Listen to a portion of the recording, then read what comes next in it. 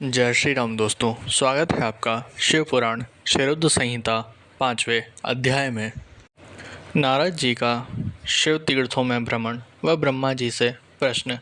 सूत जी बोले, महर्षियों, भगवान श्री हरि के अंतर्धान हो जाने पर मुनिश्रेष्ठ नारद शिवलिंगों का भक्तिपूर्वक दर्शन करने के लिए निकल गए। इस प्रकार भक्ति मुक्ति देने वाले अनेक शिवलिंगों के उन्होंने दर्शन किए।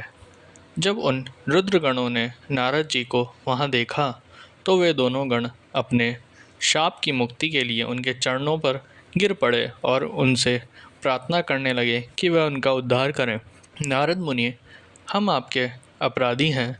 राजकुमारी श्रीमती के स्वयंवर में आपका मन माया से मोहित था। उस समय भगवान शिव की प्रेरणा से आपने हमें शाप दे दिया। अब आप हमारी जीवन रक्षा का उपाय कीजिए। हमने अपने कर्मों का फल भोग लिया है। कृपा कर हम पर प्रसन्न होकर हमें शाप मुक्त कीजिए।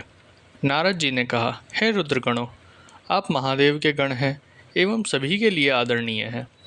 उस समय भगवान शिव की इच्छा से मेरी बुद्धि भ्रष्ट हो गई थी, इसलिए मोहवश मैंने आपको शाप दे दिया था। आप लोग मेरे इस अपराध को क्षमा कर दें, परंतु मेरा वचन झूठा नहीं हो सकता, इसलिए मैं आपको शाप से मुक्त का उपाय बताता हूँ। मुनिवर, विश्वा के वीर्य द्वारा तुम एक राक्षसी के गर्भ में जन्म लोगे। समस्त दिशाओं में रावण और कुंभकर्ण के नाम से प्रसिद्धि पाओगे। राक्षस राज का पद प्राप्त करोगे। तुम बलवान व वैभव से युक्त होोगे। तुम्हारा प्रताप सभी लोकों में फैलेगा। समस्त ब्रह्मांड के राजा होकर भी भगवान शिव के परम भक्त में होगे। भगवान शिव के ही दूसरे स्वरूप श्री विष्णु के अवतार के हाथों से मृत्यु पाकर तुम्हारा उद्धार होगा तथा फिर अपने पद पर प्रतिष्ठित हो जाओगे। सूत जी कहने लगे कि इस प्रकार नारद जी का कथन सुनकर वे दोनों रुद्रगण प्रसन्न होते हुए वहां से चले गए और नारद जी भी आनंद से सराबोर हो मन ही मन शिव जी का ध्यान करते हुए शिव तीर्थों का दर्शन करने लगे। इसी प्रकार भ्रमण करते करते वे शिव की प्रिय नगरी काशीपुरी में पहुँचे और काशीनाथ का दर्शन कर उनकी पूजा उपासना की। श्री नारद जी शिव जी की भक्ति में डूबे उनका स्मरण करते हुए ब्रह्मलोक को चले गए। वहां पहुंचकर उन्होंने ब्रह्मा जी को आदरपूर्वक नमस्कार किया और उनकी स्तुति करने लगे।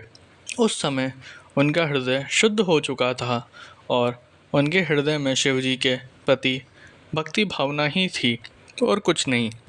नारद जी बोले, हे पितामह, आप तो परम ब्रह्म परमात्मा के स्वरूप को अच्छी प्रकार से जानते हो।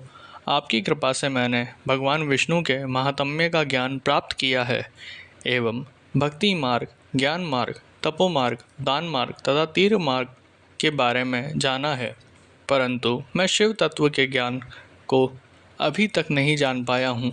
मैं उनकी पूजा विधि को भी नहीं जानता हूँ, अतः अब मैं उनके बारे में सभी कुछ जानना चाहता हूँ।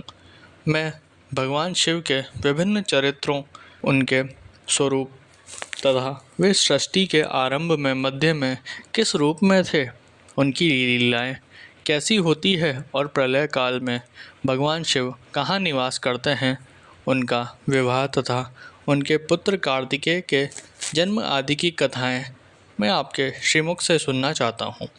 भगवान शिव कैसे प्रसन्न होते हैं और प्रसन्न होने पर क्या क्या प्रदान करते हैं, इस संपूर्ण वृतांत को मुझे बताने की कृपा करें। अपने पुत्र नारद की ये बातें सुनकर पितामह ब्रह्मा बहुत प्रसन्न हुए